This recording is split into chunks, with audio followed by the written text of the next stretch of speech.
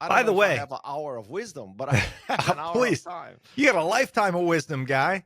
By the way, I had no idea that you had a hearing thing. Like, is that common knowledge?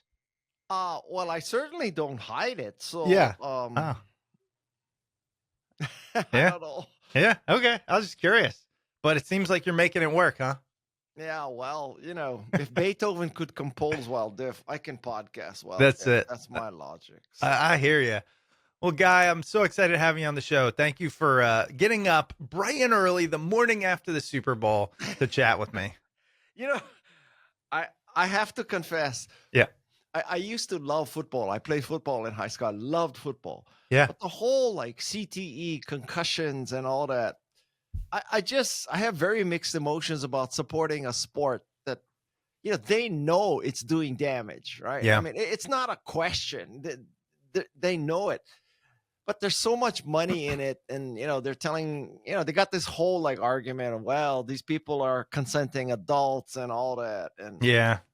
and then you look at all the NFL players and what a wreck they are, and I just feel so bad for them. I And know. some of them had no choice, right? What else were they going to do for a living? So I can't tell you I'm a big football fan. Obviously we're going to lose a lot of readers right there, or listeners right there. But still, all you No. moms out there, I would not let my third son play. My first two played, and then I would not let my third one play.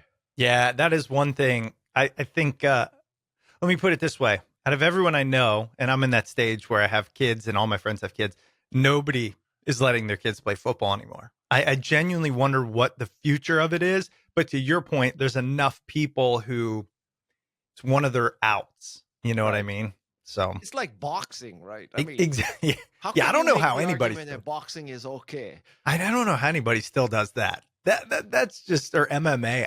I don't know. Yeah, I mean, on the other hand, our country lets people buy guns and stuff too, so it's we're Also seeing a true. pattern here. Yeah. We're really going to let you self-destruct however you want. Yeah, Um, yeah. So well, one of the Guy, beauties of yeah, when the 49ers are in the playoffs, or when the 49ers are in the Super Bowl, is that a lot less people are surfing. So it is the ah, best time to surf. So I hope they okay. go every year. I'm a go 49ers. There you go. Just so you can go enjoy it out there in the frigid waters of the Pacific Coast, by the way. Just the Yeah, frigid well, waters. yeah. That's why God invented wetsuits. That's it. That's it. Guy, I'm really excited to talk to you about your book and really generally about your lessons, your life. I think it's a great addition to the episodes we've done. I think the people that listen not only know who you are, but have probably leveraged and utilized a lot of the knowledge you've put out over the years. So I want to start here with this new book. You begin the book talking about the famous marketing campaign of Think Different. Okay, and what I'd love, if you could, in the best way possible, is bring us into that room. Sure. The magic of the beginning of Apple. The making of both Steve Jobs and Guy Kawasaki. What was happening? Who was there? What was it like? Well, you mean the very beginning of Apple, or the Think Different campaign? Well, both, I guess. I'm just Well, curious about it. Yeah. okay, so you know, Apple is kind of like the Woodstock Music Festival. So I think if you go out in the world today and you ask people, about 5 million people said, I was there, I was in the mud, I was there. But really, only 750,000 people went. So somehow 4,250,000 people are lying, right? Yes. And Yes. so I will tell you that, I started at Apple in 1983. The company started in 1976. So it's not like it was me and Steve and Woz in the garage. I, I can't remember the names of people I met yesterday, but I can tell you my badge number was 5,041. Okay. Okay. All right. So I was the 5,041st employee of Apple. So it's not like I was a founder in the garage. I started right before Macintosh came out, and my job was to convince software companies and hardware companies to make Macintosh products using this skill called evangelism. Evangelism comes from Greek words meaning bringing the good news. So I brought the good news of of Macintosh to developers. So, there was Jesus, and then there was software evangelism at Apple. So it's like a 2,000-year gap, and we filled that gap. There you go. And so now, fast forward 1997, Apple is supposed to die. Steve had gone off. He started Next. He sold Next to Apple, and things were really dicey. John Scully gets fired. They bring in a bunch of different CEOs and a lot of turnover. Michael Dell is giving the advice to Apple to take all the cash, give it back to his shareholders, and go back to planting orchard fields or whatever he thought we were going to do. And this guy named Lee Clow, who is a creative advertising genius working for Chiat, shows up for this meeting with the marketing staff of Apple. And I was in the room. I was an Apple fellow at the time. So I had left Apple and come back. And in this room was Steve Jobs. And as you can imagine, when Steve's in the room, all things change. Yeah.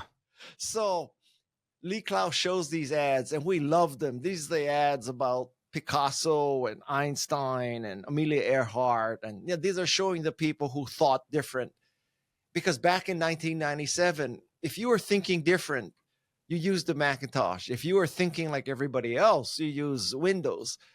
And so it was a brave act, in a sense, to use a Macintosh, because you definitely weren't in the mainstream. And that was the point, that, all these people that you admire, they weren't in the mainstream. They weren't following, like sheep, everybody else. And so Lee Clow shows these ads, and we loved them because they truly captured the spirit of Macintosh. And at the end of the meeting, Lee Clow says to Steve, I got 2 copies of this videotape. I'll give one to you and one to Guy. And Steve, as only Steve would, he says, don't give one to Guy. Now, this is in front of everybody. Yeah.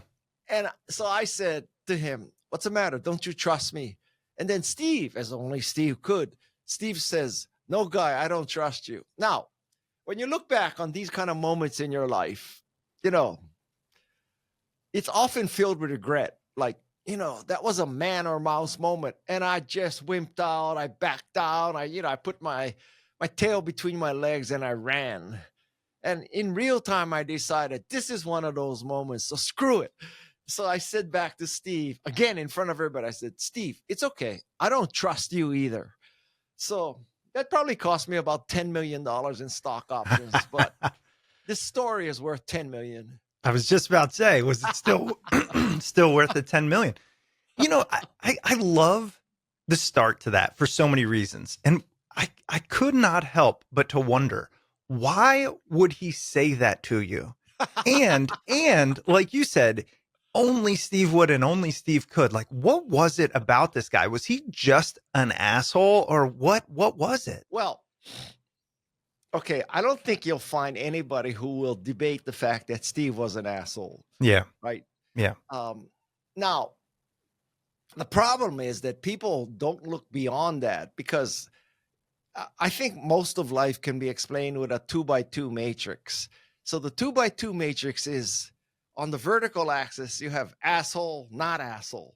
On the horizontal axis, you have, genius, not genius. Now, most people, they only look at one and they say asshole, not asshole, and they pick the asshole box. Yeah. But really, it's a 2x2 matrix.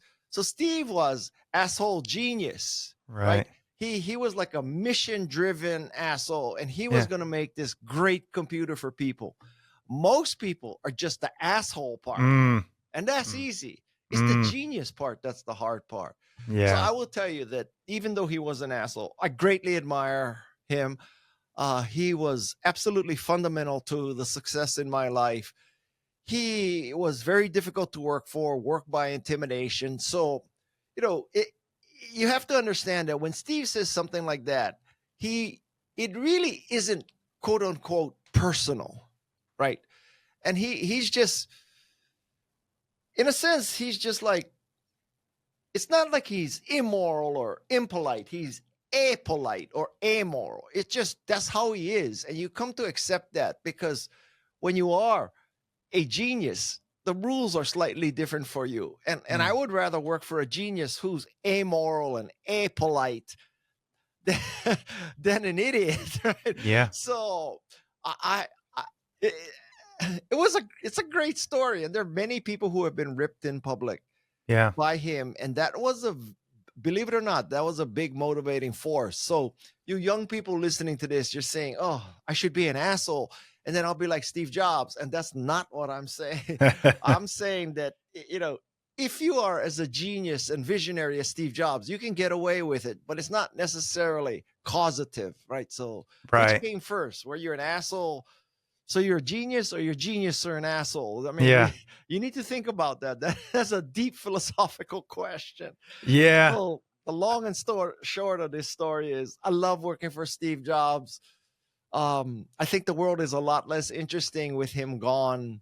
I could make the case that, God takes the people that she needs the most, the first. So she Hmm. took Steve. And however, I will tell you that if Steve is in heaven with God right now, he is telling her what to do. He's telling her what Universe 2.0 should be like. Yeah. That's Universe 2.0.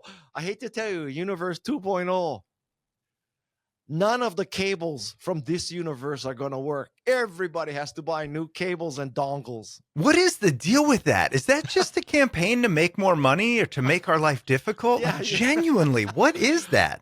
I can tell you, we're going into all kind of rat holes in this interview, which Yeah, makes the best kind of interview, in my humble absolutely. opinion. Yeah. So, Absolutely. if you're paranoid, you say, oh, the people at Apple, they sit and they say, okay, so we're going to change from USB to USB-C. We're going to change from Lightning to Thunderbolt. We're going to change from, this kind of magnetic thing to this kind of magnetic thing, and all this kind of stuff. And I will tell you that I don't believe in that theory that they're sitting there saying, God, how can we make $29 more on dongles? You know how many dongles we can sell? Jesus, man. Our dongle business is bigger than Dell's entire business, right? I don't think it's like that at all. I just think that Apple is an engineering driven company, and they're so engineering driven that they try to optimize every decision as opposed to the entire decision.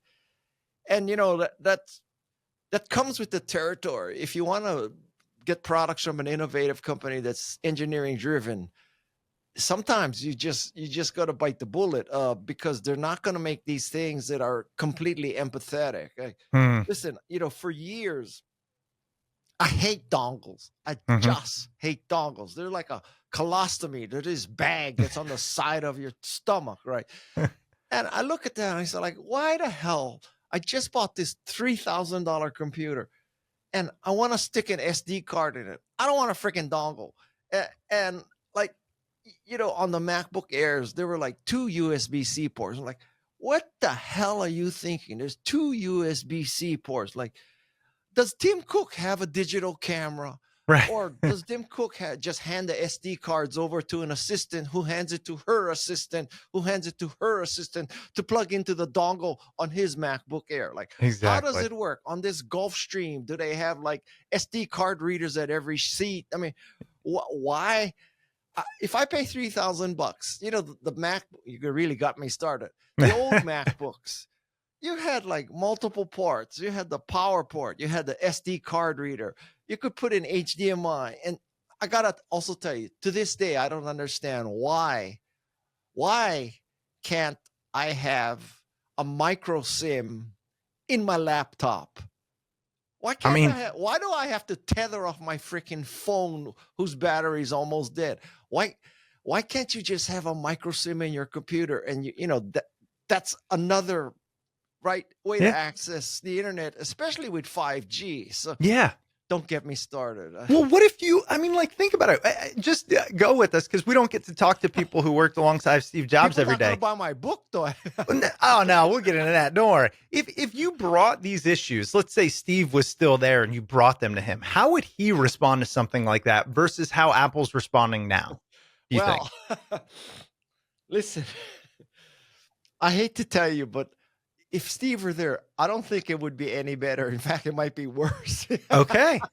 See? Because in the Steve Jobs reality distortion field, people don't need SD card readers in their MacBooks because our iPhone camera is so superlative and it automatically uploads and syncs. So why would you ever need an SD card? An SD card is, just one more thing to go wrong, one more thing to add to the computer.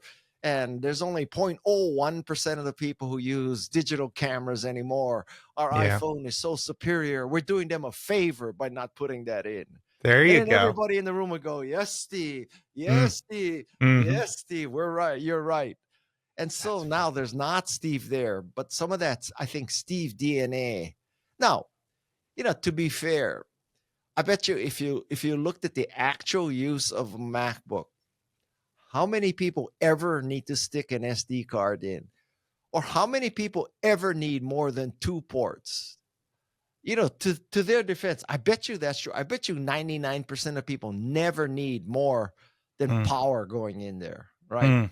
And so all you need is 1 port for the power. And we gave you an extra one because we're so empathetic, right? So they're looking at it like, we did you a freaking favor, you customers. You only needed 1. We give you 2. We give you twice what you needed.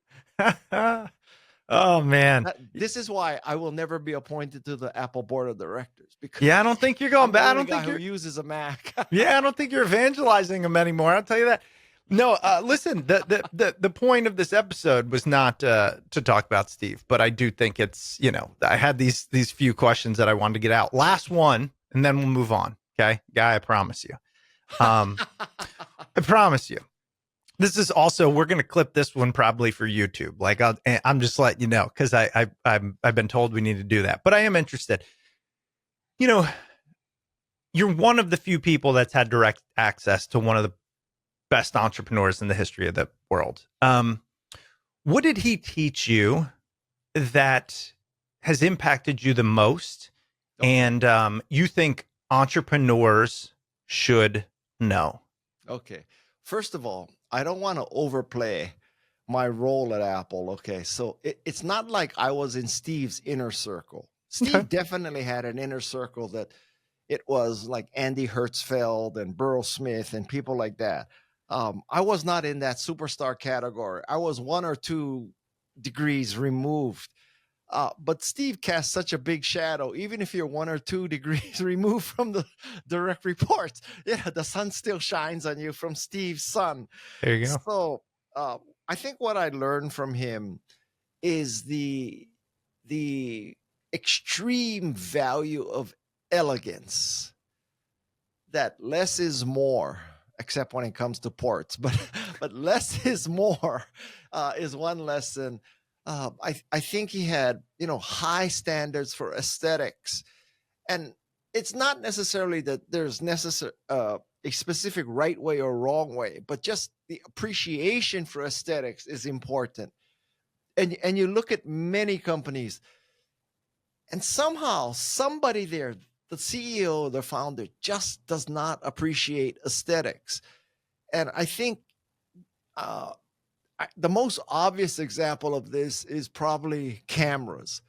So you look at cameras and you look at their menu structure. And I swear, Hideo off in Japan, that guy, or whoever, that woman in Japan who's designing the menu structure, that person has dyslexia. I mean, you look at the camera and you say, okay, what's the thing I got to do almost every time? I should really format the card, right? I should start with a fresh card when I do a shoot, right? Mm-hmm. Okay, so where's the format menu?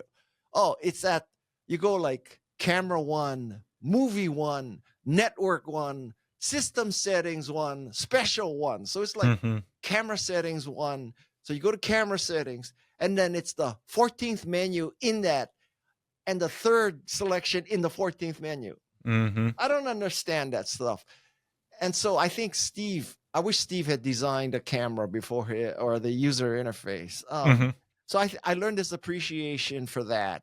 I also learned that people want to believe in something. And the reason why Macintosh succeeded, don't get me wrong, it was not easy, and it was slightly dicey right there, right? But ultimately, the reason why Macintosh succeeded is because people believed in it. It was not because of bits and bytes and speeds and feeds. It was because they believed in a new way of computing. I love that. Guy, I was wondering this. Have you, I'm assuming the answer to this is yes, but I don't like to assume. Have you seen, or are you aware of Simon Sinek's like famous TED talk about Apple and start with why and all of that?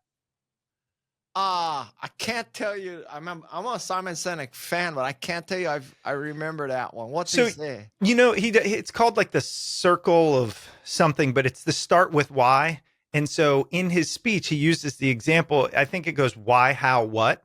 And most companies sell from the outside in. So they Right. say, here's what we offer, here's how we offer it, here's why we offer it. And he uses Apple as an example. And he says they started with why, and it's what you're talking about. So it just reminds me of it sounds like he did a pretty good job of explaining the ethos of how Apple became what it became, and a lot of what you evangelized, I think. Yeah. Yeah. So I'll tell you that there's a danger in trying to learn from the example of Apple and Steve, Yeah. because I mean he was a unicorn. Steve was like this purple cow unicorn farting pixie dust. Mm, Okay. And let's face it, most of us are not purple cows farting pixie dust. hmm And so the thing with Apple is that if you happen to have someone like Steve who is so gifted at figuring out what people want but cannot express, then go with the genius founder, and just defy everything, and you're gonna thread the needle. You're gonna, like, kick the winning field goal in double overtime. hmm But the problem is there's not too many Steves, and the likelihood that you're one is very low. I hate to tell you. hmm And so I think there are other methods to figure out, what customers want or need. And there's this concept of, you go and see and you work backwards. So rather than working forward for what you're good at, what you like to do, what you have been doing, you work backward from what customers need. And that leads to, I think, greater success. So you have to go and see, or even better, you go and be. So I discussed this, that if you really want to understand customers, you go and be the customer. So let's use an automotive example. Let's say that you're CEO of a car company, and because of Elon Musk, you've been you've been dragged into the electric car business, right? And so you want to go and see how people use Teslas, and go and see how people use electric cars. hmm But I tell you something, even better would be go and be, right? So if you go and be an electric car user, it's a whole different experience. And I have an electric car and I have a plug-in hybrid. It is not a Tesla, though. Let me go on the record. I will never, never, ever buy a Tesla. All Okay. right. We got Just you on the record. FYI. Yep. And it's not because I support oil and gold. Okay. hmm It's because I do not support any of his philosophies. So anyway, um, so I'm going and sensing a seeing question what you down the can line there, use in guy. electric Just letting cars you is know. one thing. Yeah, keep Um, going. Keep going. but going and being. So I tell you what, if you're an executive of a car company, you go and be someone who doesn't have a charger at his or her office or his or her home. Because I'm telling you, if you are a young person and you're living in an apartment building, or you're living in a rental house that you cannot put a charger in the garage, it is a major pain in the ass to be an Mm, electric car owner. I mean, I don't know how you do it. I have two houses and each one has a charger. And even with that, that's a pain in the ass. yeah. But this concept, like, oh, you buy a Volkswagen and you get 2 years of free Electrify America charging. That's the solution. Yeah, except for one thing. You can't get Electrify America's charging stations to work. Duh. So, Mm, you want to understand what's holding back electric cars. You go and be an electric car user, and not someone who pulls up to the headquarters in Detroit and a valet picks up your car and washes it and charges it during the day, because that's yep. not how people live. Yeah. No, that makes sense. And I like that idea of kind of putting yourself in the consumer, not just in their mindset, but actually become one and be one, use your product. So, I mean, go you ahead. know, one manifestation of this that probably everybody can understand is with electronic goods. Like, where's the manual anymore? And then, if there is a manual, like, at what point did you decide that you should print your manual in 4-point gray type? Hmm. Like, how did you come to that decision? We're going to print in 4-point gray type because what? It saves pixels? I mean, what? You got this whole brochure. Why are you printing in 4-point gray type? Yeah. And then when you need service on something, often the first question that's asked is, what's your serial number? Right? And guess Yes. what? The serial number is underneath, under a cover Can't find it. in Yep. 3-point gray type. Yep. Like, why is that? Like, what? Yep. Did God come to you one day and said, thou shalt print reg numbers and serial numbers in 4-point gray type? Like, I know. what got into your brain to do something so stupid? Like, hand that to your spouse and say, give me the serial number. I dare you. I dare you to do that. Well, I have this theory on a lot of these issues, which is at large companies, it doesn't pay to be to go against the grain, right? Every company says it does, but it doesn't. There's a risk reward anomaly there. If you go and you present, hey, I know everybody does it this way, but we're going to do it this way, you can either be very successful or lose your job. Yeah, but if you do it the way everybody else does, you just get to say, I don't know, that's just how it goes. I didn't think it would be a bad thing. But I mean, in this specific case, we're talking about printing serial numbers in 12-point black type. Not that hard. I'm not talking about changing the connectors. I'm not talking about using, magical new kind of electricity or something. Yeah. For crying out loud, just print the freaking serial numbers in 12-point black type. Is that too much to ask for? Well, whoever's listening out there, we need you to redo the menu on cameras. We need you to change serial type. So, Guy, listen, I wanted to ask you because we started off talking about, the Think Differently campaign with Apple. And of course, there's a direct tie to your new book, Think Remarkable. Tell me, what's the difference between thinking different and thinking remarkable? And why do you feel now is the time for this book and this message? Well, thinking different, it kind of does not have a particular value, right? It's just different. So Donald Trump thinks different. I would not say he thinks remarkable. There's a difference. Like, there's a lot of people some people think that we never went to the moon. Some people think different, that the earth is square. So think different, it maybe is a little too broad, shall I say. Now, I define remarkable as making the difference, making a difference, making the world a better place. So, my podcast is called Remarkable People. It's not called Rich People. It's not called Famous People. It's called Remarkable People. And remarkable people like Jane Goodall, and Stacey Abrams, Margaret Atwood, Steve Wozniak, Steve Wolfram, Angela Duckworth, they've made the world a better place. That's the difference they made. And so I think in this day and age where we face so many challenges, existential challenges, it's not enough to think different. You need to think remarkable. Yeah, and it's an interesting point you mentioned about it's not rich people or famous people, it's remarkable. Do you think that we put too much emphasis on those that we see the most instead of those that are doing the most? Yes, absolutely. That, in a sense, we're guilty of that too, right? We just spent 15 minutes talking about Steve Jobs, right? True. Although he did a lot. Like, he's not just famous because he's rich, true. But, if you look at my podcast and the book, there's no billionaires in it. And some of my favorite examples in the book and on my podcast, they're teachers. They're teachers you would have never heard of. They teach in They teach in Rogue River, Oregon. We're not talking about London, Hong Kong, Munich, Paris. Rogue River, Oregon. There's a remarkable teacher there named Kelly Gibson. And so I don't want people to think listening to this that, oh, guys talking about how you can be the next Steve Jobs or Jane Goodall. God bless you if you want to do that. I support you. But I'm telling you that you don't have to be Steve Jobs or Jane Goodall to be remarkable. You change one life, one team, one classroom, one pond, one hill. That's Yeah. plenty, because all these things will add up.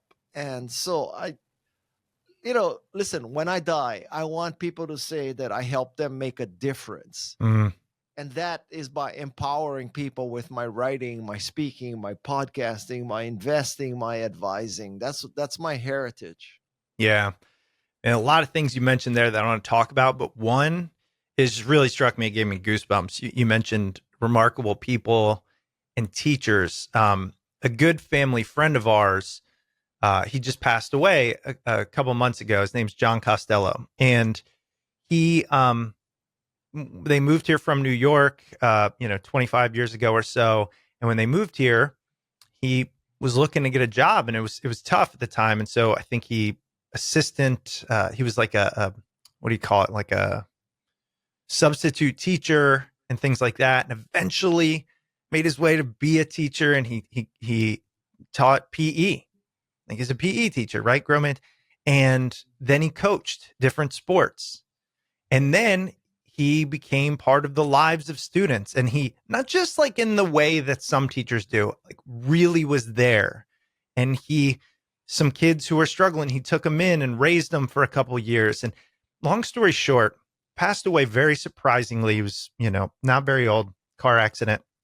And I went to his funeral, and there were thousands of people, thousands. This is a PE teacher, high school coach. Okay. The stories of how many lives he saved, kids who were thinking about suicide, and he was the reason they didn't. I can't even go on. And it was crazy that it was after his life that the whole, town, they renamed a gym, all these things. You recognize his impact. And I just say that because he was a PE teacher. And look, my wife's a teacher. I think they're amazing, but not everybody chooses to use their role in the way that they can. And it just reminded me a lot of what you were just saying. And I felt like I was compelled to tell you about that. Yeah, listen, I could tell you that there have been a couple teachers in my past that changed the arc of my life. Absolutely. I would not be on your podcast if it were not for a sixth grade teacher. This sixth grade teacher told my parents that I had too much potential to continue in the public school system of Hawaii, to get me into a private school where it would prep me for college. So thank you, God, my parents listened to her. Thank you, God, my parents made the sacrifice to put me in that school. Somehow, I have no recollection of why, but somehow I applied to Stanford, and God was smiling that day because I was accepted. I know I would not get into Stanford today, not without my parents donating a building or photoshopping me onto the tennis team. But anyway, so somehow I got into Stanford, and at Stanford I met this guy named Mike Boych, and we became friends because we both love cars, of all things. And then a few years later, he hired me into the Macintosh division. I got the job at the Macintosh division, not because of qualifications, but because of nepotism. And then once I got into the Macintosh division, the rest is history. It was good fortune. I worked my ass off, but let's just not go there. And it all hinges on that sixth grade teacher. So if you're out there and you're a teacher or a coach, you should understand that you really do change people's lives. You may not be Steve Jobs or Elon Musk, but you change people's lives, and God knows. And, there's a karmic scoreboard up there. And for the life of me, one of the things I just do not understand about America is that, these billionaires who run hedge funds, and all they're doing is arbitraging money. They're not adding any value to the world, right? They're just taking it in at 1% and and paying off 0.5% or whatever. And now that all the biggest problems of society are cured, billionaires can address plagiarism in college. That's the big threat to America. We got to check everybody's master's and doctoral thesis to sure there's no plagiarism. That's the problem. I know. So anyway, don't get me started on hedge funds and private equity. So, Well, wait, while we're on the topic, I know you're an investor, right? I know that's quite different, but it's in the same genre, right? Of finance. I'm curious on your investing philosophy, how you leverage this mindset of, thinking remarkably and doing good for the world in making investments. And for those out there who want to change the world through business, you know what are what? your recommendations? I am not an investor. I'm not an active investor anymore. I, I frankly, I'm not a good investor because Ha. because frankly, I just fall in love with people and ideas, and it's not Mm. rational. So I gave up on that. I I think that the key, if you're an entrepreneur listening to this and you want to know how to be a remarkable entrepreneur, Mm-hmm. I'll explain this to you in 3 words. And this applies not only for entrepreneurs, but really, I think in life, the bottom line is if you want to be remarkable, if you want to change the world, it's very simple. Just do good shit. That's it. That's Mm-hmm. all you need to know. Do good shit. Now, that good shit could be a computer, it could be a website, it could be a classroom, it could be a PE classroom, right? Mm-hmm. Just do good shit and everything else follows. And so I want people to understand that this book is not one of those kind of self-help books that's going to help you reposition yourself into a thought leader and a visionary and all that. This book is not about putting lipstick on a pig. This book is about fundamentally changing the kind of beast you are. And that is a beast that makes a difference. And if you make a difference, people will consider you remarkable. It's not because you decided to be remarkable. It's because you decided to make a difference. That is the key. Mm. I like that. And in the book, you kind of break it up into 3 different areas: growth, grit, and grace. Yeah. One of the questions I wanted to ask is, as you were thinking about what it means to think remarkably, and these ideas came to you, there had to have been a point when you were like, well, there's a lot of books out there on how to grow. And grit, I mean, hell, that's been a popular topic now, one of the most popular for a decade or two. And grace, nothing new under the sun here. I'm going to write a book about it. Why did you want to add to, some buzzwords, if you will? Oh, the tough questions are starting. No. I know you have a reason. That's why I'm asking. You're calling bullshit on me. No. Come on, Listen, Guy. okay. First of all, there's 3 sections of the book: growth, grit, and grace. Number 1, people should buy the book just because I found a tricolon, each 1 syllable that begins with GR. I mean, It's impressive. Okay, it's impressive. Marketing. Seriously, that's impressive, right? Like, it's the year 2024. Nobody else came up with that tricolon before, right? Exactly. All right, so right there, you should buy the book. But anyway, another thing I learned from Steve is that you got to know what to steal. You break into somebody's house. If you steal the dishes and the sheets and the pillowcases and the cushions, that's one thing. You got to know to steal the TV, or you got to know that there's a safe behind the painting, or you got to know that painting is a Jean-Michel Basquiat painting. It's, you didn't get that at Arts or Us. I mean, so listen, I have been inspired by the work of Carol Dweck. She's the mother of the growth mindset. Personal friend. I just interviewed her a few days ago for something. And she has a protege named Mary Murphy. So let me give you the gist of the growth mindset. That it means that you don't accept that what you are is all you can be. You can grow, you can gain new skills. If you have a fixed mindset, you don't believe that. You believe that what you are is what you'll ever be. And then Mary Murphy added this concept that it's not just the growth mindset in your head, it's also the environment that you live in. Because if you have a growth mindset, but you're in a fixed mindset culture, it's very hard to succeed. Okay, so that's growth. Grit is Angela Duckworth, and also a friend. And I don't think that you can succeed and be remarkable if you don't pay the price. It takes resilience, it takes vulnerability. And then the final thing is grace, which, the way I look at it, the first third of your career, you're underpaid. The Hmm. second third of your career, you're overpaid. The third part of your career, you pay back. That's how it works.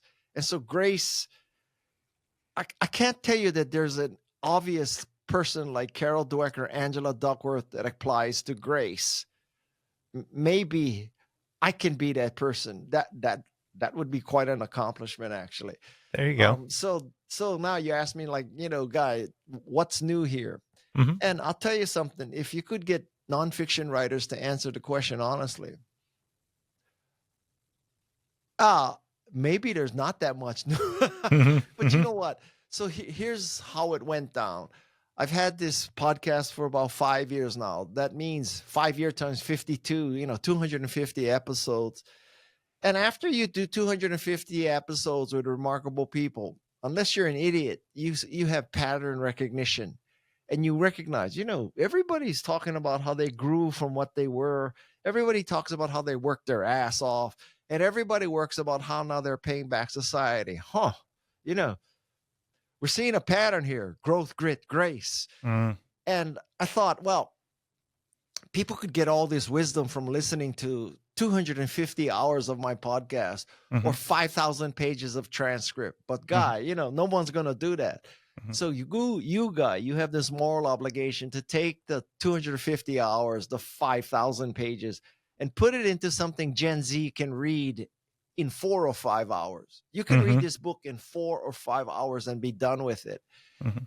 And this book has 88 techniques to make a difference and be remarkable. Now, you don't have to do all 88. And also, some of the 88 conflict with each other Mm. because remarkable people can hold two conflicting thoughts in their brain. You need to understand that. Mhm. And so I kind of view it as like my moral obligation to take all this wisdom that I was fortunate enough to encounter and put it in a readable form for people, because no one's going to listen to 250 hours and read 5,000 pages. Yeah. I agree So, with you. and Yeah. and you know what?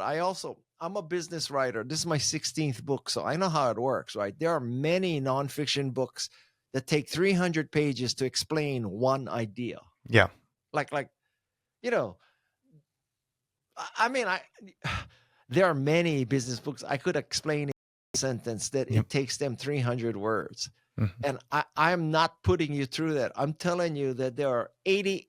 If people wrote business books in that traditional way, Think Remarkable would be 88 250 page books. Right. That's a good way of putting it. Well, there's a couple of things that I want to dig into that are the specifics here: growth, grit, grace. And one is, and I know that, as you mentioned, you're friends with, Angela Duckworth. The idea of grit is something that, when it got popularized, even I struggled with, because although we know we need it, I think the world is getting softer. The world is getting easier, right? There's less struggle. I look at my kids versus me versus my parents. It's a nice word. I think it's hard to craft within yourself. How have you always had grit, or is that something you've had to work on? And what are your Yeah. favorite strategies on building grit? Listen, I absolutely share the same concern with you. And I have this theory that my grandparents came to Hawaii to pick sugarcane. Okay. My my father was a fireman who studied to get his real estate broker license. I, the golden child, Mhm. I went to a private prep school. I went to Stanford, and I work for Apple. So it's not like I was in the field picking sugarcane. Okay. Right. Now, my kids, holy shit. Yeah, exactly. Exactly. And I absolutely share. And I think as a parent, that is one of the things you just have to like hammer into them, that, you you are a lucky son of a bitch. And Yeah. don't you ever forget it. And it's because of your grandparents. It's not because of you. So Mm. don't take all this for granted. And when I was in high school, my father hammered this concept into me called noblesse oblige, which is kind of the obligations of the nobility. I don't like the word nobility because it implies something like King Charles or Prince Harry and Meghan Markle, that you're this nobility and you're born into it. So my concept is success oblige, which is when you Mm. are successful, what comes with that is an obligation to help those less fortunate than you. It's Mm. an obligation. It is an inescapable obligation. You can deny it, you can ignore it, but it is there. And if you don't fulfill it, shame on you. And so I try to teach that to my kids. Now, don't get me wrong. It's a challenge. Hmm. It is like some days I'm a helicopter parent, some Yeah. days I'm a lawnmower parent. Okay, don't get me wrong. My name is Guy Kawasaki. I I am a helicopter and lawnmower parent, the stage one in the confession. Yeah. On the other hand, I'm not buying buildings at Stanford or hiring $500,000 consultants to Photoshop my kids into the USC application. Okay. Right. Right. Um, I think a lot of it is that at some point, you know, your kids are not your trophies and your kids are not your reputation. And if you think that, if the reason why your kid is going to Dartmouth or Yale is because you want to tell your buddies at the country club, my kids are going to Dartmouth and Yale, something is wrong with you. Mm. Yeah. I like the idea of your kids are not your trophy. I remember reading something one time. I have 3 kids, and so I think about this all the time. But and they said, imagine, your children are like a seed. Okay, that sounds pretty cliche, but right. But then they said the seed is going to turn into a specific, let's call it a tree. If we're planting trees, you can't change the fact that pine seed is going to turn into a pine tree or whatever, right? So your job is to help make it the healthiest, best, biggest tree it can be. And I like that analogy because I Yeah. think too often we see the seed and we try to change. We want it to be a different tree, or hell, we want it to be a different plant entirely or Yeah. something. Yeah. So that's how I think of And it. you know what? That's a futile goal. I Right. mean, you're not going to change that. And I feel bad that, like a lot of parents, they want their kids to be interested in what they are interested, right? So if you're a golfer, you make your kid play golf. If you're a surfer, you make your kid surf. Uh, I think that is short-sighted, and um, it, it, I don't want you to get the impression that I did this consciously and because of wisdom. It just was blind, dumb luck that I happened to take up the sports that my kids were interested in. Ah. So when I was 44 years old, my 2 sons went to a hockey game and they loved hockey. And so they wanted to take up hockey. And my wife told me, "You take up hockey too. I don't want you just sitting on the sidelines with your Blackberry." So I took Love up it. hockey, and holy shit, I fell in love with hockey. That's awesome. And then 16 years later, my daughter takes up surfing. And I said, I'm going to take up surfing too because she took it up.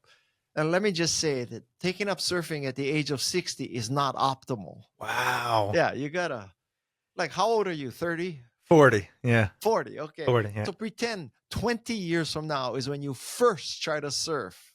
Talk about growth mindset, by the way. Yeah. Like, And, seriously. It's an excellent point. So I think, and this is not why I do it, but I hope that my kids look at dad and say, "Holy shit, dad has a growth mindset. Freaking old fart. He took up Mhm. hockey at 44, coming from Hawaii, where there was no pond hockey in Hawaii. There was no ice. Yeah, there was shave ice. There Yeah. was no pond hockey.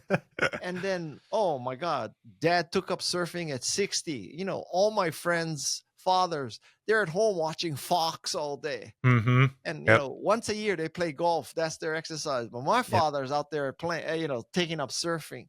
So I Yep. hope that's getting into their brain that dad has a growth mindset. I need to have a growth mindset too. I think it does.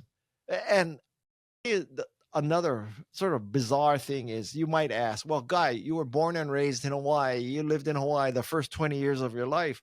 How is it that you never took up surfing before? And I I was figured wondering that that. out. I figured Yeah. that out. It's because I had a fixed mindset growing up, Mm. and I was good in academics, and I loved playing football. And so I had it in this mind that, Guy, you're good at you're good at science, and you're good at this stuff, and you're okay at football. Love football. Now, if you take up surfing, you're gonna absolutely make an ass of yourself. Right? Hmm. And there goes your self-image. There goes your image in life. So Yep. when I was a teenager, I didn't have a growth mindset, but I kind of have like hyper growth mindset now in my old Yeah. age. Well, speaking of the difference between you as a teen and you now, I mean, look, a lot of people know who you are. You've done a lot of cool stuff in your life. You've written a lot of books. You get paid a lot of money to speak, all of these good things. What do you think are the things that have made you successful Well, outside of luck and all of no, that? no. Well, I mean, you cannot issue the caveat outside of luck, Sure, because we can. you, people need to understand that luck has so much to do with it, right? So I was lucky that that sixth grade teacher had that conversation. I was lucky that my parents listened. I was lucky that my parents were willing to sacrifice. I was lucky that I met Mike Boych at Stanford. I was lucky that, nepotism got me into the MAC division. There's so many places where it was just blind dumb shit luck. I was in the right place at the right time. And Yeah. I think even if that's not true, and it was really grit and growth that got you, you got to appreciate the fact that, you know, I am lucky. Listen, I'm deaf, right? Hmm. Do I consider myself, woe is me? No, don't get me wrong. I wish I was not deaf, but Hmm. I'm telling you something. Nobody ever died from deafness. Mm. And if you said, okay, Guy, you can either be deaf or you can have pancreatic cancer. Let me think about that. Which one should I pick? Right? And so you cannot you cannot discount luck. Now, having said that, there are people who are lucky and they're born into great places, great families and everything, and they squander their luck. Hmm. I did not squander my luck. Yeah. Yeah. So I've been lucky, and then it kind of becomes an upward spiral. So you're lucky, and you work your ass off, and you get more lucky. Guess what? Huh?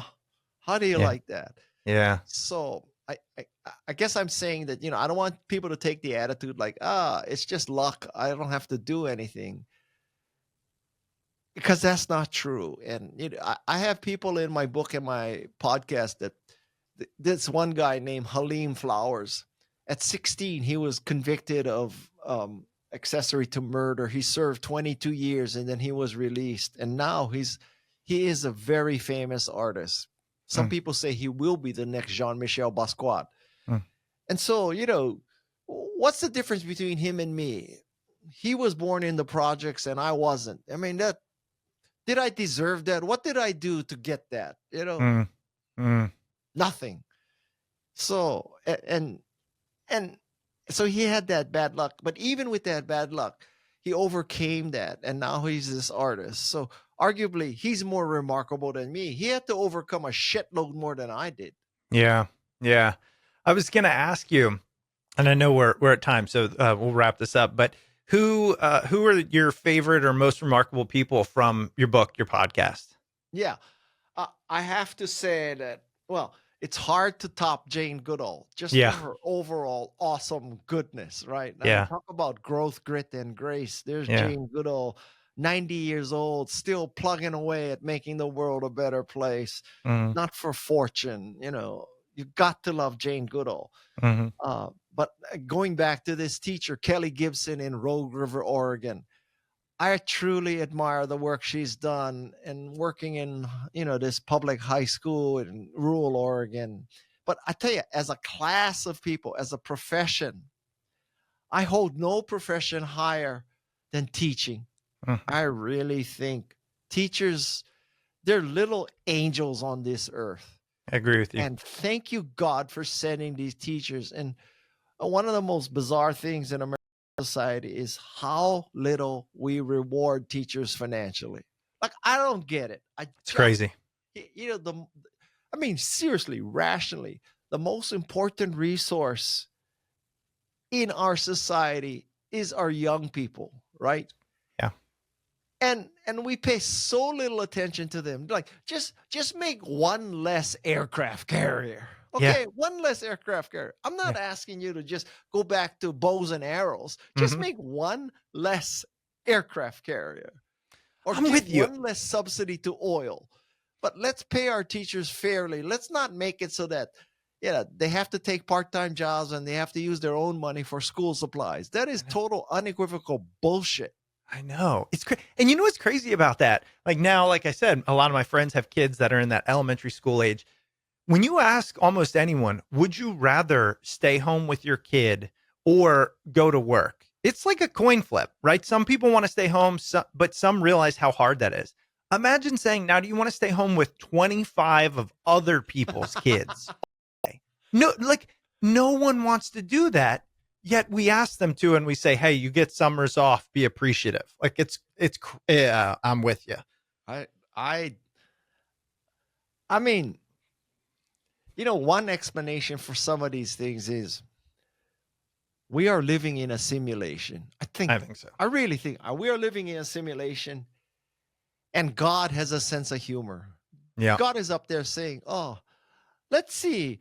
We'll let these dumbasses, have free will, and oh my God, like they're investing so little in teaching their kids. What could be going through their brains? God has a sense of humor. All right, that's all. That's the only explanation I have." In the way we started it, she must.